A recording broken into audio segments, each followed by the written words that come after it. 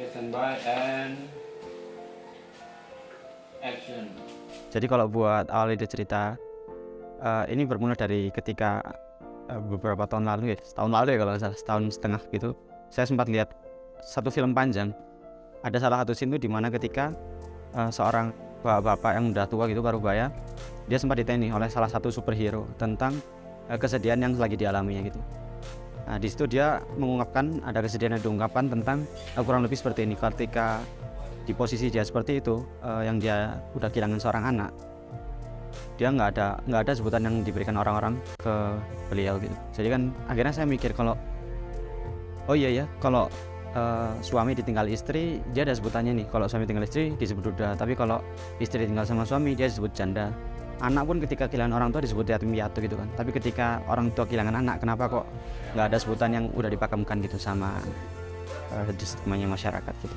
Jadi akhirnya dari situ saya pikiran buat mengolah satu kejadian itu buat jadi cerita baru. Jadi akhirnya saya mengangkat cerita ini yang membawa isu tentang laki-laki dan dikemas dengan genre drama.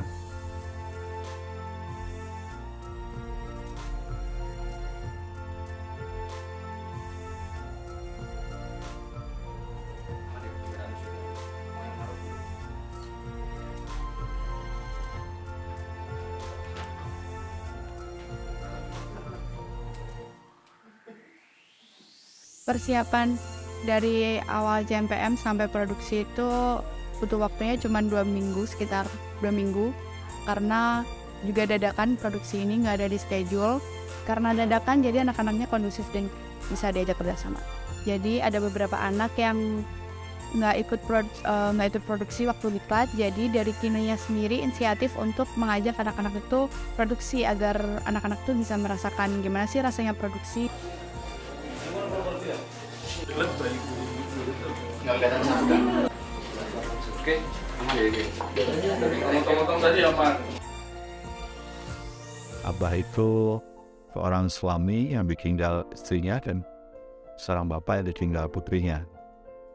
Jadi dia ya sendiri. Waktu itu ada satu yang berat itu di dialog sama bahasa Jawa. Bahasa Jawanya Jawa bisa campur Indonesia.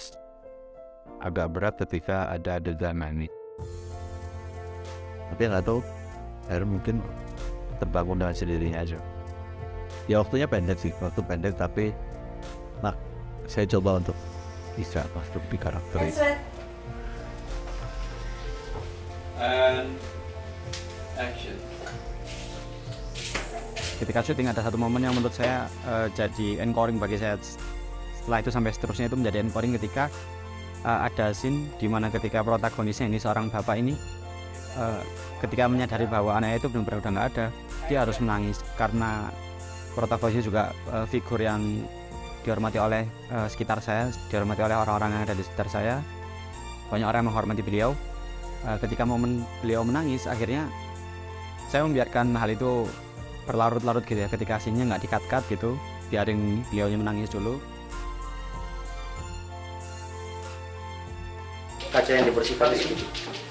Nyalain. Abrar ini mencerminkan diri saya banget. Soalnya dia itu ganteng, teduh, mendamaikan. Itu saya banget. Jadi saya nggak heran kalau Bakir itu memilih saya. Soalnya itu sudah nggak perlu akting, sudah seperti itu saya sehari-hari. Jarang sih diangkat sama orang-orang isu ini karena orang tua yang kehilangan anaknya itu gimana sih rasanya, apa sih sebutannya gitu. Terus untuk harapannya semoga film ini bisa diterima oleh masyarakat dan orang tua atau anak yang melihat film ini tuh bisa saling menghargai, karena kadang kita masyarakat sekitar yang orang lain kehilangan anaknya tuh kadang kayak dilupain gitu aja loh, padahal orang tua tuh rasanya sakit nih. Nah, rujukan dari fokusku. Iya. Nggak dapet. Menurut saya ini yang jelas perayaan terhadap bakat dan skillnya teman-teman ya. Nah itu menurut saya ini perlu untuk digalakan sesering mungkin dan sebisa mungkin.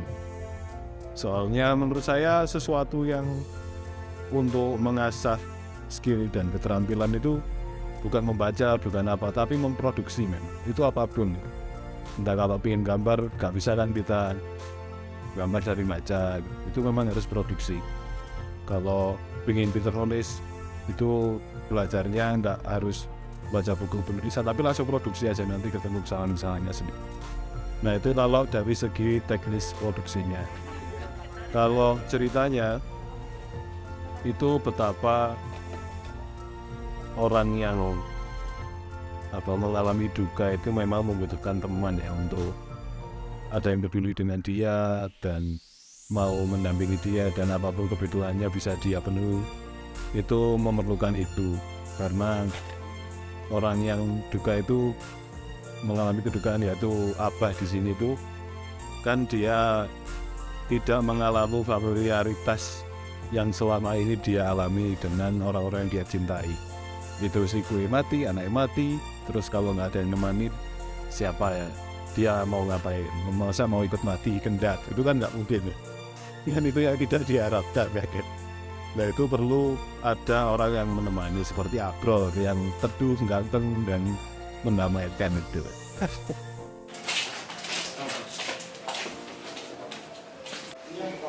Udah ya. Stop situ.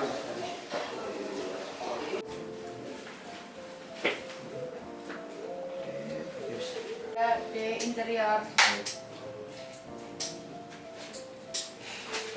Jadi kan naskah ini sudah saya keep selama 1 tahun lebih. Nah tapi ketika develop itu saya merasakan ada hal yang mengganjal ketika saya ini posisinya sebagai seorang anak. Saya mencoba menulis naskah bagaimana semestinya seorang bapak itu yang dia rasakan itu seperti apa. Itu kan hal yang saya sendiri pun belum merasakan sebagai seorang bapak gitu, belum menjadi ayah dan menjadi bapak gitu. Jadi itu masih mengganjal sampai sekarang bagi saya sendiri.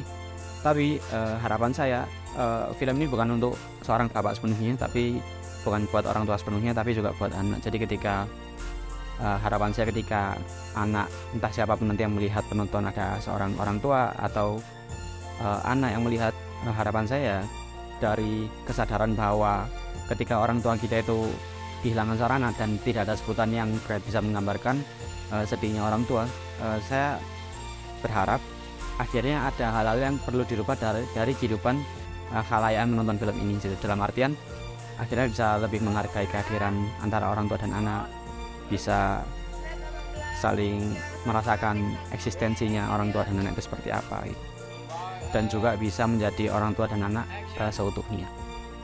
Dan harapannya semoga juga bisa diterima di masyarakat luas. Tetap semangat, satukan hati, satukan soft. Ini Club UMM. Salam Sinema.